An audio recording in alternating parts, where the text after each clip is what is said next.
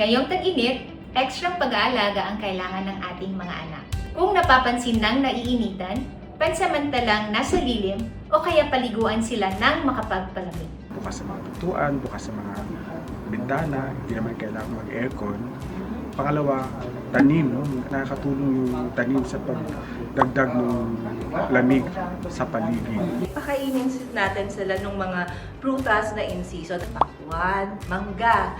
Yung melon, pwede natin gawing palamig yan. Ingat lang sa pagdadagdag ng asukal ha. Masarap din kainin ang singgamas. And we have to tell them to constantly drink water. So we make sure na lagi siyang may dala na commute shirts na yun yung talagang gagamitin mo para doon kapag papawisan. Times na vacation talaga, we can go to public places na maaliwalas with a lot of tree covers, ganyan, or a lot of walking spaces.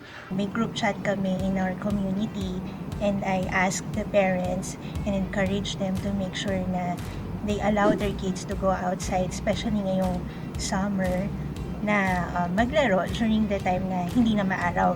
Like for instance, during like 6 a.m. up to 8 a.m. and then 4 p.m. to 6 p.m.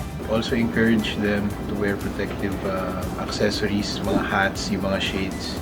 May mga times na umuwi ako ng bahay ng maaga, so I encourage them to go out. Yun, nag-i-e-bike kami para maging presko sila. So ito ay mga simpleng mga tips lang na kayang-kaya natin gawin para maginhawa ang pakiramdam ng ating mga